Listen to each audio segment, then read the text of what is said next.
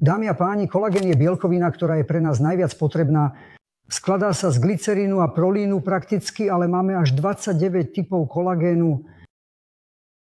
Na druhej strane naša pokožka je postavená z prvého, druhu a tretieho.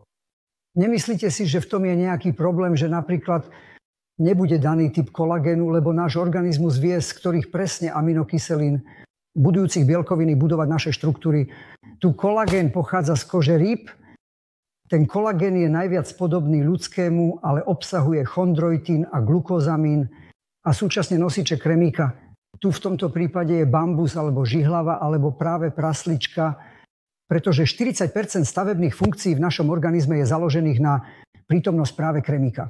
Kolagén prakticky vážený zodpovedá za spojivové tkanivo a cievna tkanivo je univerzálne. Vyskytuje sa v troch formách. Tekutá, to je krv a lymfa.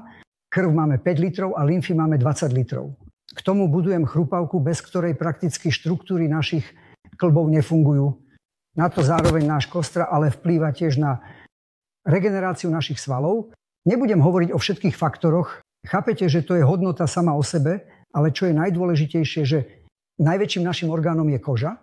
Ona predstavuje 6 až 7 % hmotnostne, pretože dokáže, prosím vás, mať hmotnosť aspoň niekoľko kilogramov, kde vnútorný orgán pečeň má len 1,5 kilogramu. A prosím, predstavte si, že je živený na samom konci. No, veď predsa zakrýva naše telo. Preto je kolagén potrebný nielen zvnútra a ten, ktorý je z rýb, je a hovoriac natívne, teda roztrhnuté na najmenšie častice.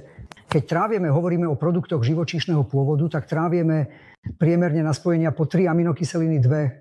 V tomto prípade máme dokonca rozložené na jednotlivé aminokyseliny. Potom náš organizmus, keď má obnoviť svaly alebo má, povedzme, zrekonštruovať, stavať kosť alebo chrupavku, či krv, či lymfa, on vie, v akej proporcii ho vziať.